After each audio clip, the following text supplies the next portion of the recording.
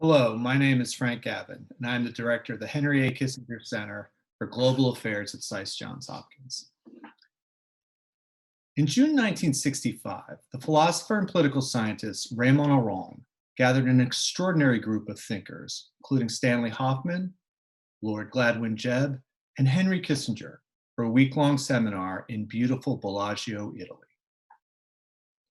The discussion centered upon the question about whether and how a stable world order could be achieved. Could different ideological systems coexist in the often chaotic and uncertain world they found themselves in? Was the nation state the most effective instrument of global governance? What effect would transformative technological change have on global politics? The core issue the esteemed group wrestled with was if it was possible to organize so that there could be a peaceful coexistence between societies which remained fundamentally different. 55 years later, analysts are once again consumed with the current and future state of world order, which appears in crisis. Many have offered recommendations for what a global order might look like and what should be done to build it. It is hard to imagine a more consequential question. Before looking to the future, however, we need to better understand the past. The order that emerged after World War II is often portrayed in overly simplistic and misleading ways. We need a fuller understanding of the much lionized, but often misunderstood post-war world if we are to construct an effective future order. We ought to also correctly diagnose the contemporary challenges to this order and assess what the main aim of future order building efforts should be. Before discussing the elements of post-war order, I would like to offer 4 caveats or things to consider when analyzing and trying to understand the events, policies, and institutions that shaped international relations after World War II. First, we often think of world order as emerging from a long-term master plan, and sober debate and consideration, based on deep reflection about the future. This is how things often look in retrospect, especially when described by political scientists and even historians. But that may be the product of outcome bias. In fact, as every decision maker knows, ex ante, policymakers are faced with radical uncertainty about a complex future and often stumble towards ad hoc, reactive ways to create what now seems so impressive and pre-planned. We often forget that the efforts and initiatives to build order that failed or were readapted for other purposes. Second, no singular world order emerged after the Second World War. The Cold War produced competing orders, such as the system imposed by the Soviet Union on its own country, its near periphery, and its global allies. There were some issues and areas where it could be hard to identify any order. More often than not, chaos and uncertainty, rather than order, marked decolonization and the rise of new states in Africa and parts of Asia. My focus will be on what is often called the Western liberal world order that emerged after World War II, though that name is not without its own problems. Third, because of its overwhelming power after emerging victorious from the Second World War, many, if not most, of the elements of this post-war order were shaped by the United States and its close allies. It's important to recall, however, that the United States, based on its history, had a deep ambivalence about engaging in order shaping, to say nothing of participating in alliances. We easily forget that there was never a domestic political consensus that world order building should have been an American priority.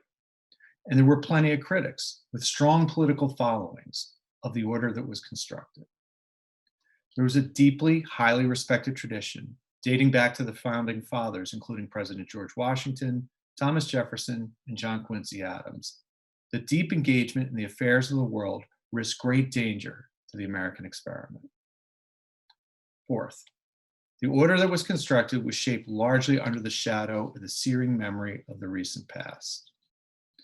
3 issues or events in particular influenced early order building: the abject failure of the Versailles Conference and other order building efforts in Europe in the 1920s, the catastrophic collapse of the global economy in the 1930s, and World War II, which engulfed Europe and Asia and pulled a reluctant United States after the Japanese attack on Pearl Harbor in December 1941. These three concerns were obviously understood as linked, and the effectiveness of any world order was judged by its ability to solve the underlying causes and tensions that had led to these crises. The intellectual origins of the post-war order matter for us today for two reasons. First, early order builders had theories about why the interwar period had been a disaster. Some of these hypotheses were correct. Other arguments were proven wrong in time. But for the purpose of constructing an order, their understanding of how unwelcome events occurred in previous decades is critical to understanding their priorities and their choices. Second, some aspects of the order they built were better at solving these problems of the past, but less effective at anticipating the problems of the future. In other words, while this order anticipated and solved many of the older issues, it was less adept at dealing with new challenges that emerged in the years and decades after the Second World War. The American-led post-war order possessed four components. First, economics. Second, security. Third, nuclear stability. And fourth, global governance and international regulations. These elements were often related and at times overlapped and intersected. Each had its own chronologies and disjunctors. I will not spend much time on the last leg of world order, global governance and regulation, though arguably it is the most durable, pervasive, and consequential plank of post-war world order. Scores of international organizations, norms, and laws have been created since World War II, and over time have become deeply embedded within the international system, affecting all sorts of daily transactions we now take for granted. Think of the impact of the International Civil Aviation Organization, or the World Health Organization. In the year 1967, when the World Health Organization began its smallpox eradication campaign, 2 million people died of the disease. In the 20th century, 300 million people died of smallpox, twice as many as in all the wars combined. Over 10 years later, the disease had been eliminated and the death toll was zero, largely from the result of global cooperation and collaboration made possible by the World Health Organization. One could argue that the proliferation and deep penetration of such regimes and the expansion of global governance to include networks of non-governmental organizations and even the private sector over the past few decades is the most important, if not the most obvious legacy of post-war order building. The earliest, initially most important leg of world order, however, was economic. It was also the most discontinuous, as there have been at least three periods of post-war economic order since 1945. First, the Bretton Woods period that lasted until the early 1970s. Second, the chaotic efforts to rebuild order in the 1970s and the 1980s. And third, the globalization order that emerged in the early 1990s, which continues today, but which has been under some strain since at least 2008, and which the current coronavirus crisis is putting extreme pressure on. Economic order building took priority for two main reasons. First, the United States had long had a view about international politics that prioritized economic relations between states over traditional geopolitical concerns, such as the European balance of power or imperialism. A guiding principle of American foreign policy since the founding has been that vigorous and fair commerce between states was the best way to generate good relations and peace among nations. Second, American decision makers drew a straight line between the economic disasters of the 1930s, the rise of autocracy, and the origins of the Second World War. The collapse of the US stock market in 1929, and in particular, the global consequences of the failure of the Kreditanstalt Bank in Vienna and the suspension of sterling convertibility in 1931, unleashed a variety of unfortunate national policies that made global economic recovery difficult, if not impossible. Countries raised tariffs, imposed capital controls, and unleashed competitive currency devaluations, resulting in what were called beggar thy neighbor policies. American order builders believed that this kind of economic nationalism weakened democracies, strengthened autocracies, and made world war more likely. The main elements of the post-war economic order were initiated at the Bretton Woods Monetary Conference in the summer of 1944 and Savannah in the spring of 1946, when the International Monetary Fund and the World Bank were created. Other initiatives followed, including the General Agreement on Tariffs and Trade, the 1946 Anglo-American Loan, and the European Recovery Program, also known as the Marshall Plan. Large amounts of US economic aid were provided to countries in East and Southeast Asia, the Middle East, and Latin America.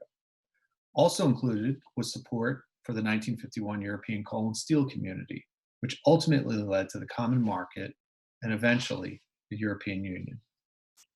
Later, programs such as the Mutual Security Administration, the 1961 Foreign Assistance Act, and the 1961 Alliance for Progress were implemented. These institutions and period of economic world order are often misunderstood. They did not promote unfettered free trade, foreign investment, and the movement of global capital. The effort to create an international trade organization failed. Reconstruction, stability, and domestic autonomy were prized over interdependence. Regional integration, such as in Europe, was emphasized over global interactions.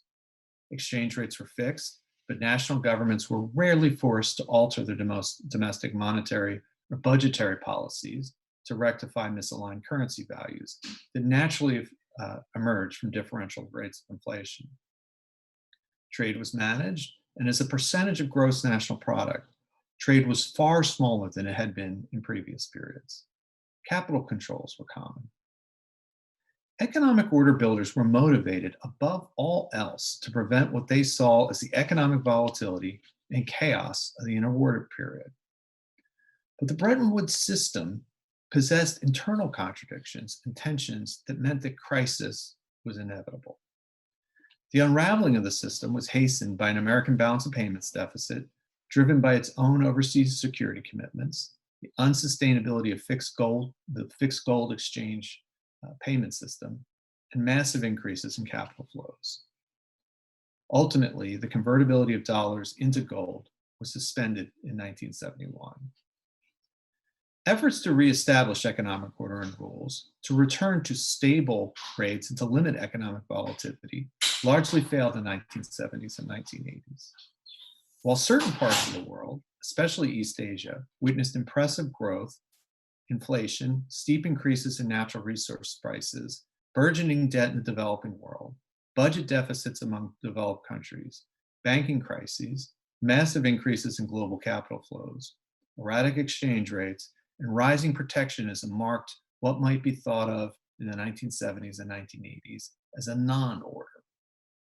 The main consolation was that the rival economic order, the communist system of the Soviet Empire, was suffering steep crisis and eventual collapse.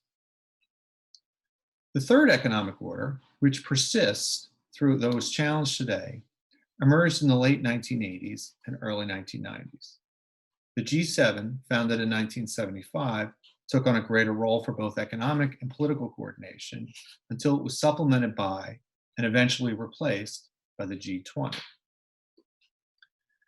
The Uruguay trade round led to the World Trade Organization, and the United States began working more closely with re-empowered Bretton Woods institutions to build on principles that were dubbed, quote, the Washington Consensus, unquote. These principles emphasized steering countries towards the principles of economic reform based on fiscal discipline, property rights, liberalization, privatization, and market dynamics.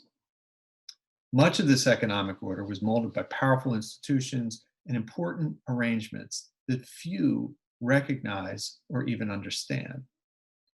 For example, much of the globalization order is shaped by massive and complex flows of capital and currency between private banks around the world. These exchanges, which are measured in trillions of dollars, are loosely regulated by a set of agreements, the Basel Accords, overseen by the Basel Committee on Bank Supervision. Created in 1974, The committee is an international group made up of the most important central bank and banking regulatory officials in the world. It's neither a founding treaty nor is it a multilateral organization. Yet its three accords, Basel I in 1988, Basel II in 2004, and as the yet unimplemented Basel III arrangements, are far more important than the International Monetary Fund and the World Bank in shaping global economic order. What about the international security order? There were two strands of security order building in the post-war period. The first was based on the principle of collective security and international cooperation to prevent interstate war, expressed through the charter and mission of the United Nations. While President Franklin D. Roosevelt put much stock into the organization and its mandate, which was an expansion upon Wilsonian principles that failed after the First World War, it is fair to say that the UN system disappointed the early hopes of its greatest advocates. That said, the UN system did serve the post-war international order in a few ways. It provided a forum to negotiate, diffuse crisis, and build support for multilateral action. It also enshrined the importance of international law and the need to attain international legitimacy for state action, and perhaps more importantly, the costs of not securing those. The stronger and more effective, if surprising, plank of post-war order was the American alliance system. There are quite a few treaties and pacts, both with individual and groups of countries. Many of these alliances were transformed, deepened, and expanded, even when the original source of their creation, the Cold War, went away. The proliferation of treaties, pacts, and security arrangements was surprising for two reasons. First, as mentioned earlier, the United States had long looked askance at alliances, so its post-war alliance building represented a profound shift in its grand strategy. Second, historically, alliances were seen as temporary, threat-specific, and additive. Most of the post-war relationships persisted and deepened over years and decades, even as the threat, which was the point of their original creation, changed and disappeared. Many of these security arrangements, as will be discussed in the next section, sought to inhibit alliance partners from adding certain capabilities, such as their nuclear weapons. Post-war security building was extraordinarily successful. It is currently under threat as the administration of President Donald Trump questions their value while rising powers challenge their legitimacy. Now, it might seem odd to have a separate category for nuclear weapons, distinct from security, as its own plank in the post-war order. But it's not, for two reasons. First, it was recognized early that the terrifying destructive capabilities of nuclear weapons and the speed and distance at which they could be delivered were historically unique. The emergence of nuclear, then thermonuclear weapons would have profound, revolutionary consequences for world order. No one expected geopolitical or ideological competition to go away. The nuclear weapons made it imperative to construct an order that reduced, if not eliminated, the risk of great power war. The second reason was that constructing a post-war order for nuclear weapons required two bitter geopolitical and ideological rivals, the United States and the Soviet Union, to cooperate. It often saw two superpowers work together, both to limit their own armaments and to suppress the nuclear ambitions of their allies and their client states. A nuclear world order took some time to emerge after the Second World War. In the 20 years after the United States used nuclear weapons against Japan in 1945, the American and Soviet arsenals quickly expanded to include thousands of weapons. New countries, the United Kingdom, France, and China, developed their own nuclear weapons, while many others, ranging from Australia to Sweden, demonstrated an interest in acquiring the bomb. The trend lines, if nothing were done, would have seen a continuing arms race between the superpowers and perhaps dozens of new nuclear weapon states by the end of the century.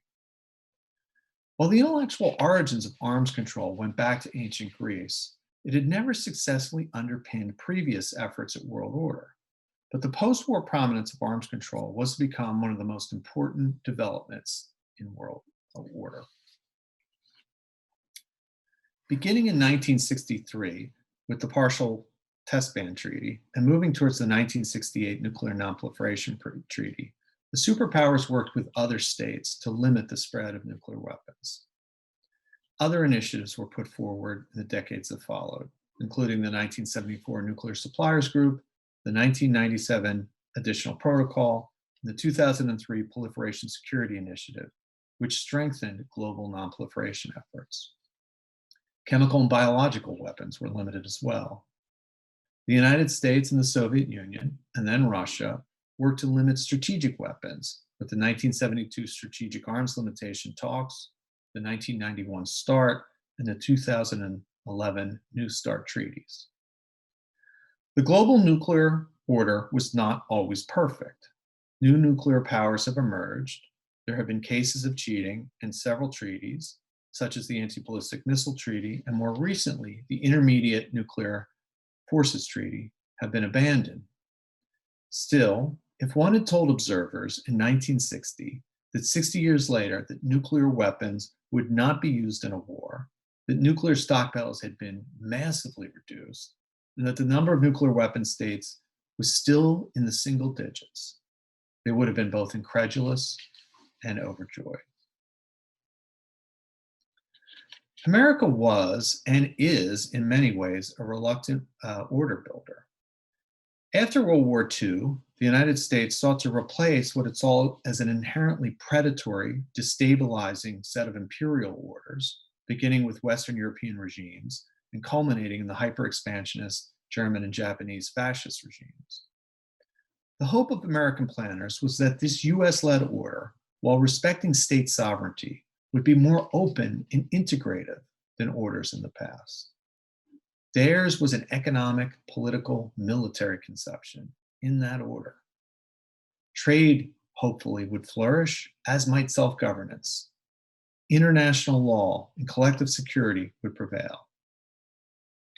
While not naive, there was hope that the ideals of the Atlantic Charter, concepts including self-determination, disarmament, open trade, freedom of the seas, and the end of conquest, could be implemented. Over time, certainly by the 1950s, important elements of this conception were submerged under a more constrained Cold War order. Openness was balanced by the need to fill the political vacuums with reconstruction and stability. Security took precedence over economics. Militarized alliances were formed to counter what was seen as an acute threat from the Soviet Union's communist empire. This order was not, however, simply a traditional geopolitical balance of power arrangement, such as the type hailed by 19th, 20th century statesmen and 20th century realists. Creative, thoughtful statecraft both integrated and liberalized former enemies like Germany and Japan. Europe was encouraged to integrate and decolonize. While often applied inconsistently and unevenly, the order encouraged both political and economic globalization. The United States even cooperated with its bitter and ideological military adversary, the Soviet Union, as we've discussed, on some of the gravest threats to global order, nuclear weapons and problems in public health. There was no one post-war order. What did emerge was by no means perfect, nor are many of the elements relevant to the profound global challenges facing the United States and the world today. If we are to construct an effective world order for the future, however, it would be wise to better understand these lessons of the past. What is the future of world order? It's important to recall that this post-war order that we just discussed was actually very successful. For example, great power war was avoided and conflict and violence overall fell.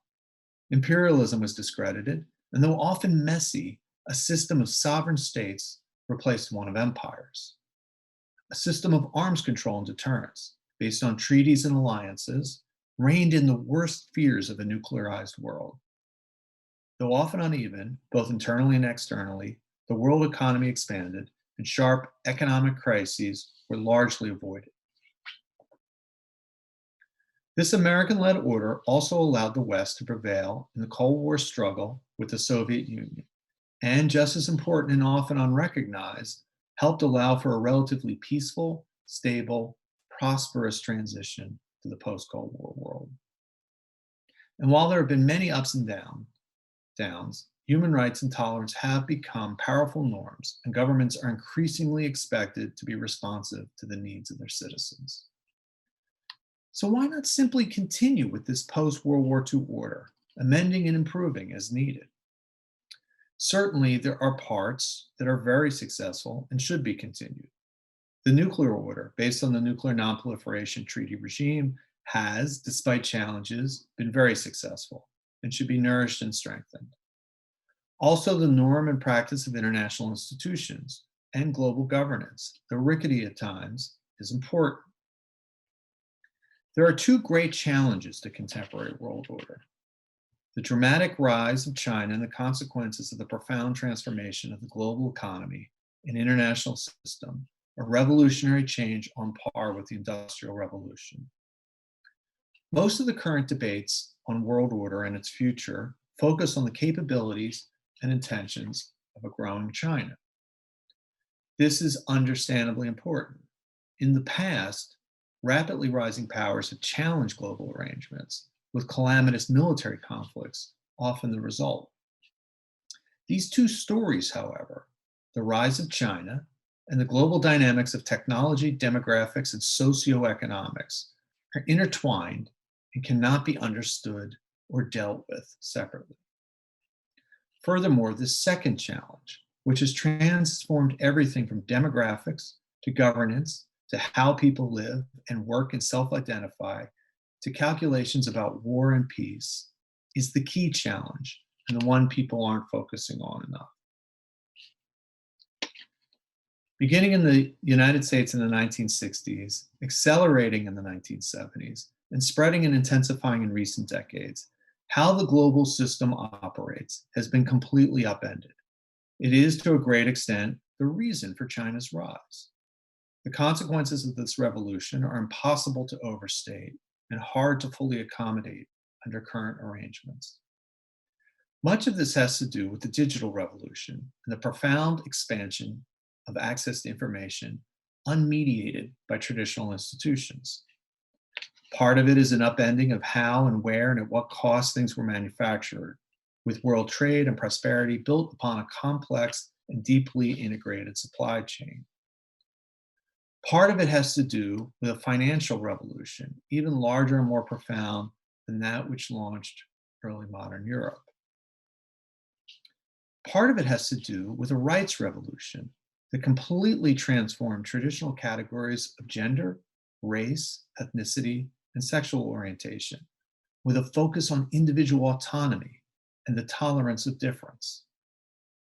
Part of this has to do with a complete reshaping of identity and how people live and relate to each other, individual, family, and communal, that upends historical relationships between personal autonomy and collective belonging. Consider this. In 1970, a successful American was likely a white male associated with a large organization, companies, unions, churches, civic associations, political parties, and likely lived where his parents did. He married in his early and at latest mid-20s and met from someone in this community and expected to raise his children where he was raised. He was unlikely to have gone to college. Needless to say, all of this has changed. How we work, how and where we live, who we live with and how, and for what end, has changed more dramatically in recent decades than at any time since the Industrial Revolution. These changes, which have reshaped the American socioeconomic and political landscape, have quickly spread around the world. These shifts in core demographics, identity, finance and trade, technology, socioeconomics, and the relationship of the individual to institutions have generated both profound opportunities but also occasionally worrying challenges.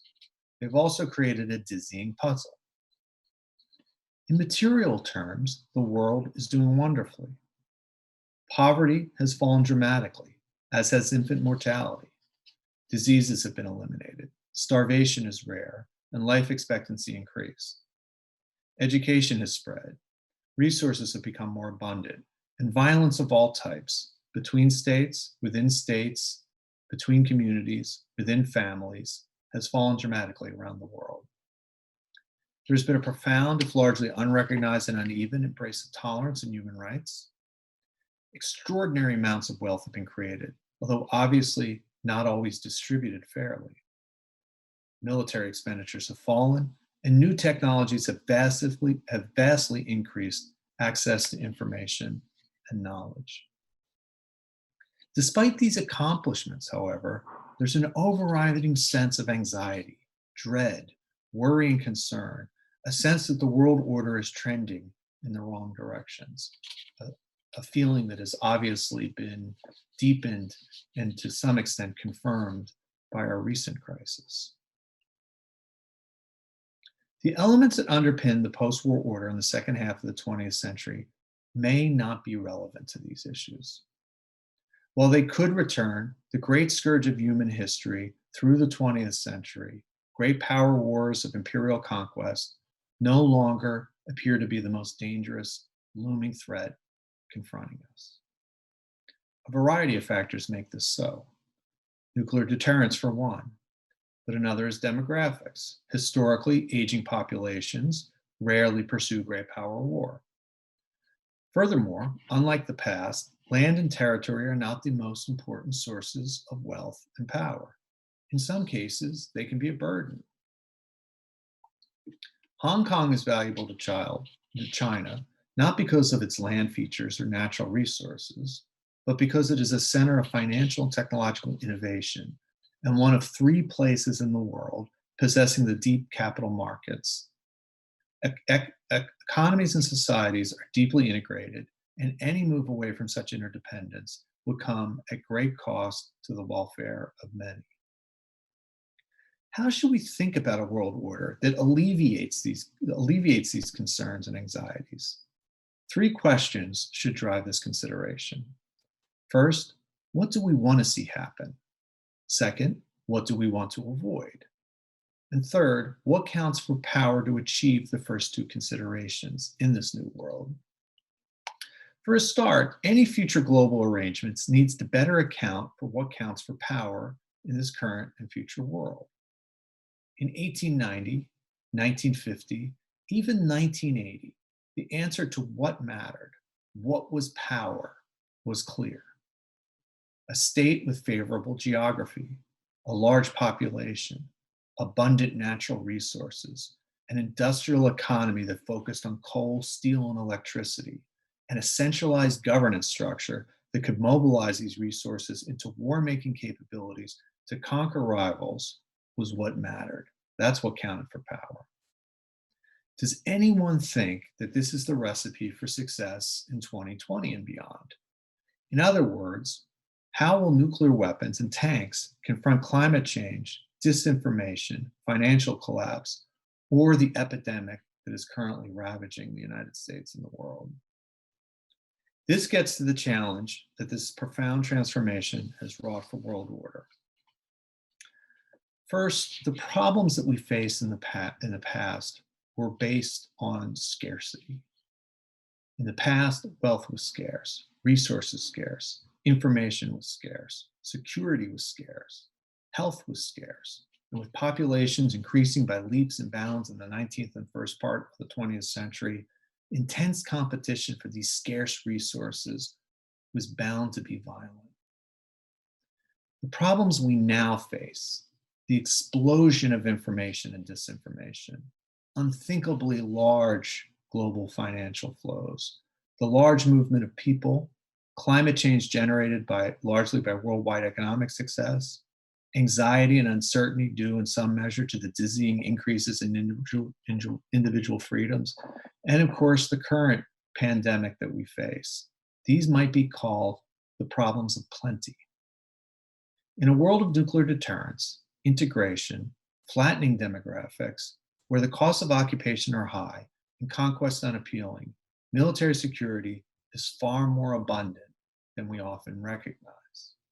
Other forms of security, however, may not be.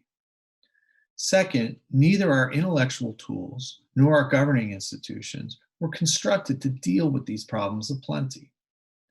The post-war state-based international order was built to handle great power war and old-timey economic crises like currency depreciations. They're completely overwhelmed when dealing with the issues we're currently facing, as our current contemporary crisis reveals, and in fact, often respond to new problems with old solutions, such as the focus on military combat capabilities or outdated tariff policies. The same goes for our scholarly models, whether in international relations or economics, which are based on scarcity models and don't always do well dealing with these, what I call problems of plenty. The types of insecurity we face today and will face in the future look nothing like those that worried order builders in the middle of the 20th century. This has generated a legitimacy crisis for governance, both nationally and internationally. Why? We know how to prevent World War II.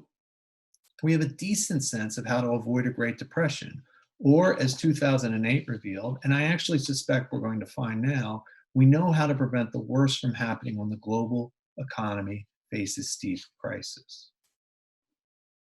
We don't, however, have effective policy answers for dealing with climate change or disinformation, for regulating trillion-dollar, all-invasive technology companies, for handling massive and potentially destabilizing financial flows, for managing intensely integrated global supply chains, for inequality, for identity politics, or for the flow of people, and as we are learning, for global public health crises. We face a conundrum when trying to understand and manage this new world. We must avoid the temptation to simply rely on past practices and institutions to deal with emerging challenges. We must also recognize that these changes, though destabilizing and occasionally frightening, have brought profound positive changes to the world. The remarkable global revolutions of the past few decades have generated wealth and massively reduced poverty, helped eliminate disease, increased individual tolerance and freedom, provided access to unimaginable levels of communication and information, and dampened the dark cloud of war and violence. The challenges for any future order building is to capture and build upon these impressive accomplishments. As importantly, however, we must generate novel, effective, institutional normative responses to deal with the troubling, upsetting, disorienting, and dangerous aspects of these changes. How should we go about examining and trying to understand these crucial experiences? 6 decades after the Bellagio meeting, the Henry A. Kissinger Center for Global Affairs, in cooperation with a variety of partners, including the Axel Johnson Foundation, is planning to gather a diverse set of thinkers to debate and discuss the questions of world order from a variety of perspectives. Johns Hopkins University on June 30th and July 1st is also gathering a group of some of the world's leading thinkers from both within and outside the university to discuss, debate, and ponder these big questions. Similar to the 1965 meeting that Iran hosted, we certainly do not expect consensus or even agreement that world order is achievable, wise, or even a meaningful goal. At best, we hope to accomplish what Henry Kissinger suggested in his comments at Bellagio. Quote, "Before the problem of order can be dealt with, even philosophically, we must be certain that the right questions are being asked." Thank you. And with that, I'll take questions. From Carol, how should the leadership that emerged out of World War I respond to the alarming rise of authoritarian regimes today, particularly in once stable democracies? This is one of the great challenges of our time. And it's one actually where Johns Hopkins and the new Agora Institute is taking a leadership role. We, as you correctly point out, are facing a governance crisis in the world as we see the rise of authoritarian leaders in the Philippines and Brazil, in Hungary, even in some democracies in India. There's questions about Modi, of course, Russia with Putin. And it is a very distressing development. And there's a lot of debate and argument about this. What I would say, I think there are two important points to make. The first is not to simply compare this current rise of what we might call illiberal leaders um, to what happened in past decades, in the 1920s or 1930s. A Xi in China, a Putin in Russia have both different ambitions, different tools, but also importantly, different limitations than, say, Mussolini or a Mao or Stalin had. So while it's very disconcerting, it's still important to remember it's very hard in this globalized environment for any authoritarian leader um, to completely and totally shut out the outside world, such as Stalin was able to do. And I think this is where China will be very interesting.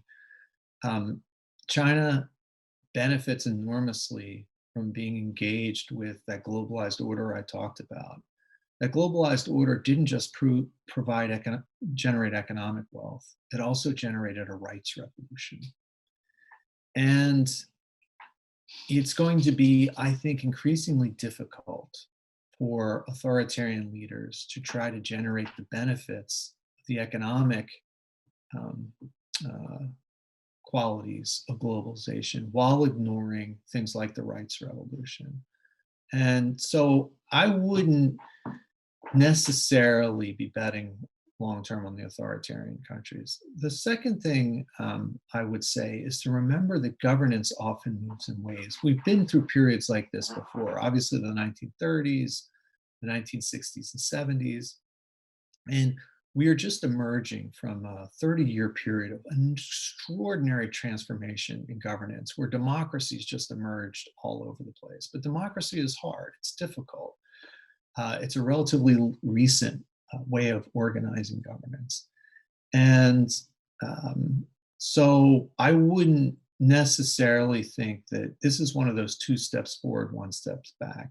I think the United States should continue to focus on strengthening its own institutions and being an example for the world. Obviously, there's some who would argue that it hasn't been a very good example lately, and we'll see if that changes. Okay, from Frank, I like your name. The emphasis on security and stability seems to focus largely, despite your note about the end of empire, on Europe and the West. Where does the experience of the global South fit into this narrative? This is an outstanding question.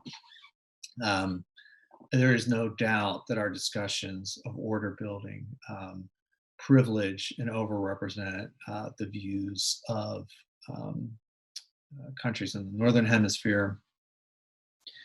I think if you were to say where is the real exciting change, both in economics and governance, going to happen, if I were to pick a continent that was most exciting over the next 20 or 30 years, it would be clearly Africa. There's all sorts of amazing things going on.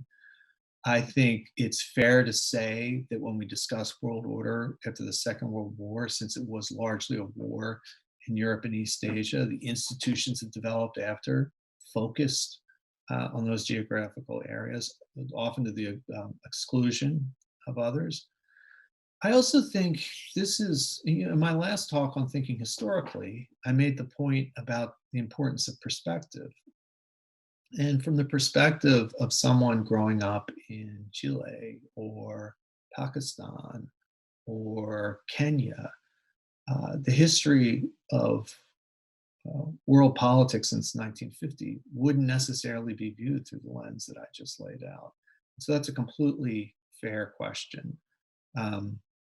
And I would also say the United States fits kind of awkwardly in this. This is one controversial thing that I will say, but the United States and its vision of world order was often at odds with the European and elements of the East Asian countries and their vision of world order.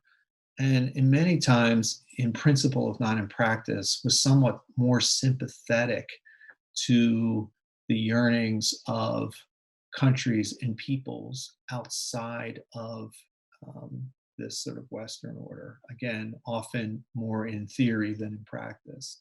But I think it's an excellent question. And I think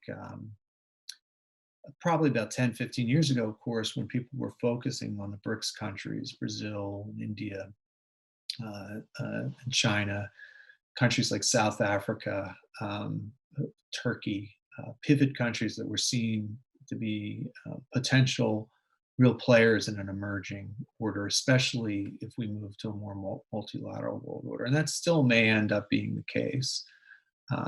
So it's certainly a fair comment.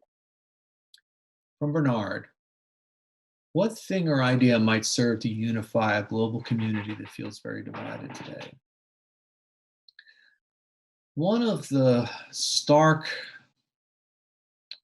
characteristics of the pandemic is how it reminds us that it spares no one based on national borders. It spares no one based on history or great power political competition. And I think it's a reminder that the most challenging issues that we're going to face in the decades to come are not the traditional national state on state rivalries, but they're these global problems. The COVID-19 crisis reminds us that for whatever differences, for example, China and the United States have, and I don't mean to discount them, they're serious, a world order that recognized that China and the United States and its citizens and the citizens of the world shared a profound interest in defeating this virus. I think if you had had that sense, perhaps things would not have turned out that badly. So one of the things obviously domestic politics, it doesn't look like people are going to turn to nationalism. They're going to focus on finding an enemy. But one would hope under inspired leadership, this could be used as an example to say, these problems we face, and it's not just pandemics, the same thing with climate change, same thing with inequality, same thing with any number of issues, generate shared global interests, and certainly a shared global incentive to create institutions, practices, norms, and laws to, on those issues that threaten all of us, cooperate, coordinate. And I think the, frankly, rather poor reaction of the global community, or at least of the institutions largely built for a former world, and the kind of more national responses have really highlighted the need for that. From Margot, has increased globalization fed into the rise of nationalism around the world today? It's an interesting question. Globalization is not a recent phenomenon. Globalization is as old as ancient civilization, and globalization has always generated challenges, be it pandemics. In fact, if you look at most plagues that develop throughout human history, they're connected to globalization, whether it's the plague of the 14th century that comes from Mongolia, whether it's various epidemics that hit through Europe in the 19th century or in the United States in the 18th and 19th century. When people interact around the world, they don't just introduce goods and money and ideas, they introduce pathogens. And they also introduce worries and concerns about the other. And it's always a tense trade-off because globalization exposes you to a more volatile world, a more dangerous world, and a world different than the one you expect, which obviously feeds into nationalism. But globalization also is perhaps one of the greatest drivers of civilization and innovation and improvement for human beings. So they're always in tension, and there's kind of a back and a forth and a back and forth. You see it in this country, which has had a um, tense relationship with globalization since its founding. Um, Wonderful, great trade while also trying to hide from the world. Uh, Massive immigration with bouts of anti-immigration fervor, and they sort of go hand in hand with each other. And the globalization is such a powerful force because it generates so many benefits, seen and unseen, that it's very, even when we go through these periods where globalization lessens or weans a bit, it's still, I think, a very powerful force. Question on nationalism's one that I struggle with because part of my discussion of identity, the sort of change in self-identity that has emerged in the last 40 or 50 years, in many ways should discount nationalism, um, but it doesn't. And I think nationalism remains a potent, if hard to often understand, force. From Fritz, this talk and thinking historically have actually been worth attending. Oh, well, thank you, Fritz. I appreciate that. Are they the basis for any papers which I can share from my fellow academics? Um, well, this talk was actually emerged from, we run a group at the Kissinger Center, America and the Future of World Order, and Dr. Kissinger chairs it. We have many luminaries involved in it: Michael Bloomberg, Eric Schmidt, Larry Summers, Jim Steinberg, Bob Zellick, Michelle Flournoy, Fran Townsend. And we often gather because Dr. Kissinger, in his wonderful book, World Order, talked about the need to discuss these things. And we have these debates and really rich discussions. And my comments today were based on a presentation I was asked to give at a meeting where we met with some high-level dignitaries from China in New York in December, who were also struggling with this. And I tried to put together my ideas. There's a version of this on a terrific website called War on the Rocks. Thinking historically is the basis of a book that I'm writing and that I've been trying to finish for quite some time. So I really appreciate you asking. From Yakir: is America yet the sine qua non of a stable world order? Can the Trump abdication of American leadership be reversed near term if Trump is defeated in November? So I try not to be overtly political.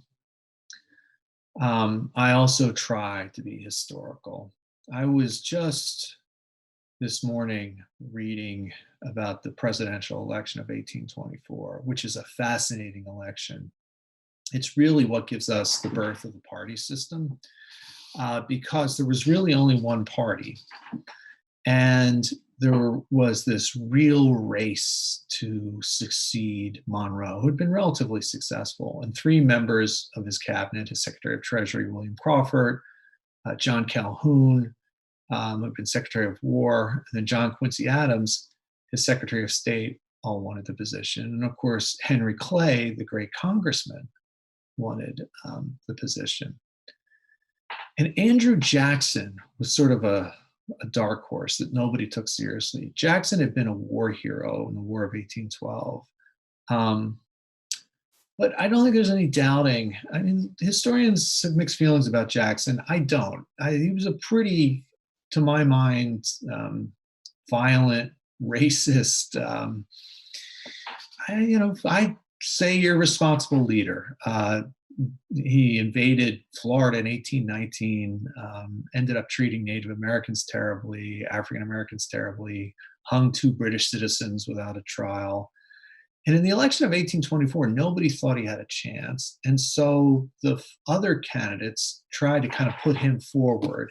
And then they all eliminated each other. And Andrew Jackson, though he didn't win, he won the most votes. He became a political figure. And it kind of reminded me very much of Trump, his election in 2016, and the fact that Andrew Jackson was just terrified the elite. Just they thought he was completely unsuitable for office.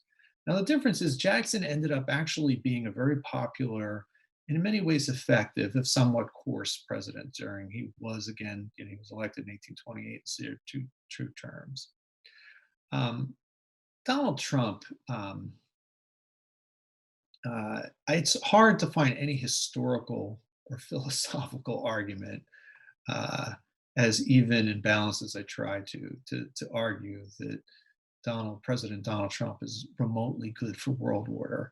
And I think that this recent crisis and the failed federal effort to coordinate, the fact that the United States has had the most casualties, as bad as China has handled this, uh, better diplomacy might have allowed for some more cooperation. The United States has been absent from leading in the global effort.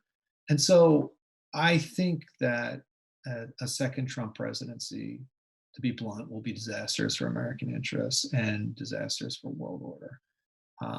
And I think that my guess is that this crisis has exposed exactly why people were worried. And um, I think that's why this election is so important.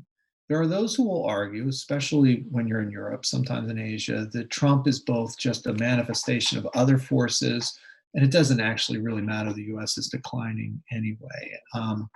I don't think either of those things are true. I think that American leadership has been vital for world order. It isn't always a positive force in the world, but for the most part, I think it has been. And I think the rest of the world actually, when you travel, yearns for that kind of leadership.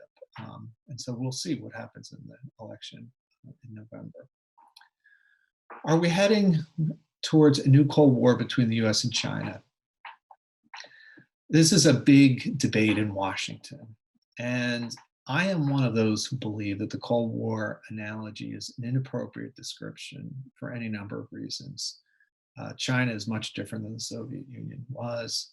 And as I think my discussion of the new challenges we face in world order, no matter how much we see China as an illiberal regime, one that obviously violates our notion of human rights and any notion of human rights, certainly when it comes from the Uyghurs, and has been an aggressive force in East Asia.